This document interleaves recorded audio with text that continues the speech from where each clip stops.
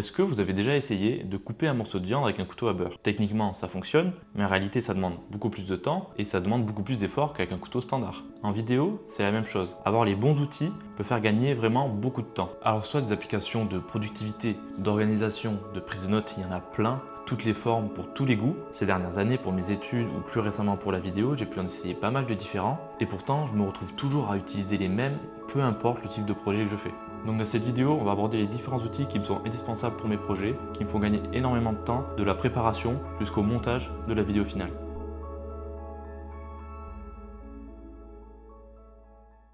Pour commencer, on va parler de Milanote. Milanote, c'est un outil gratuit qui intervient dans la préparation de mes vidéos. C'est un outil de prise de notes très libre, alors il fonctionne avec des cases, des blocs, des listes, mais ce qui le rend très intéressant, c'est les templates dédiés à la vidéo qu'il y a directement intégrés dedans. Il y en a plusieurs, comme par exemple pré-production, storyboard, moodboard, shotlist. Celui que j'utilise le plus souvent pour YouTube, c'est Storyboard. Ça me permet vraiment d'écrire mes vidéos phase par phase. Ça me fait gagner beaucoup de temps lors du tournage. J'ai un fil conducteur écrit, donc je ne m'éparpille pas autour du sujet. Et ça me fait gagner beaucoup de temps aussi lors du montage parce que je sais déjà comment ma vidéo est structurée. Alors je ne vais pas perdre de temps à réfléchir à quelle information je mets à quel moment. Après, pour les projets hors YouTube, par exemple pour des entreprises ou des particuliers, le template pré-production et moodboard sont très intéressants parce que ça permet d'avoir une vision globale du projet et de pouvoir les extraire en PDF et les partager très facilement avec les personnes qui sont concernées. Ensuite, on a Artlist. Donc Artlist, qu'est-ce que c'est? C'est un site que j'utilise principalement lors du montage des vidéos qui me permet de télécharger des musiques qui sont libres de droit. C'est un service qui est payant, mais à partir du moment où on cherche à monétiser une vidéo YouTube ou alors qu'on envoie une vidéo à un client qui lui va ensuite la diffuser, si on veut pas avoir de problème avec les droits d'auteur, avoir des musiques libres de droit, c'est indispensable. En plus de la musique, Artlist propose du sound effect, des templates d'animation, de la génération de vidéos par IA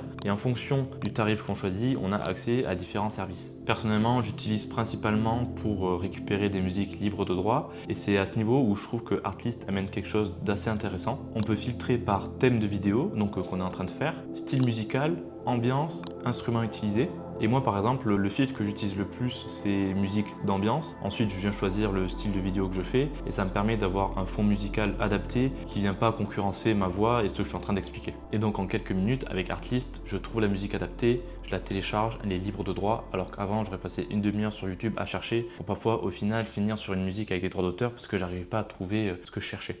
Quand on dit à quelqu'un qu'on fait de la vidéo ou alors qu'on essaie de démarcher une entreprise, la majorité du temps, la première chose qu'on va nous demander, c'est de montrer ce qu'on sait faire. Et donc c'est exactement là que Hostinger entre en jeu. Hostinger, c'est une entreprise d'hébergement web donc qui permet d'avoir son propre site internet avec son propre nom de domaine. Donc c'est un service qui est payant et c'est un service qui permet de tout regrouper au même endroit. C'est-à-dire que si on veut partager nos réalisations, on n'a pas besoin d'envoyer une page Instagram plus un lien d'une chaîne YouTube. Là, tout est au même endroit, de bonne qualité et hyper facilement accessible. En plus, si on ne sait pas comment faire pour faire un site internet, avec l'assistant IA et l'interface très intuitive de Hostinger, en moins d'une heure, on peut avoir un résultat qui est vraiment satisfaisant. Ce qui est également intéressant, c'est l'extension Hostinger Mail qui permet d'avoir une boîte mail au nom de domaine de notre site. Donc au lieu d'avoir par exemple kazar@gmail, j'aurai contact@kazar.pro qui est le nom de domaine de mon site internet. Donc c'est certes un détail, mais quand on fait de la prospection par mail, c'est quelque chose qui envoie une image professionnelle et cadrée de notre travail et donc c'est un petit plus. Le site internet ou le portfolio, en fonction de comment on l'appelle, c'est vraiment quelque chose qui est primordial en vidéo parce que c'est la vitrine de notre travail. C'est vraiment là où on va mettre toutes nos réalisations. Donc dites-moi en commentaire si ça vous intéresse et je ferai une vidéo sur comment j'ai construit le mien et les différents éléments importants à mettre dessus. Pour finir, comme dernier outil, je voulais aborder Notion.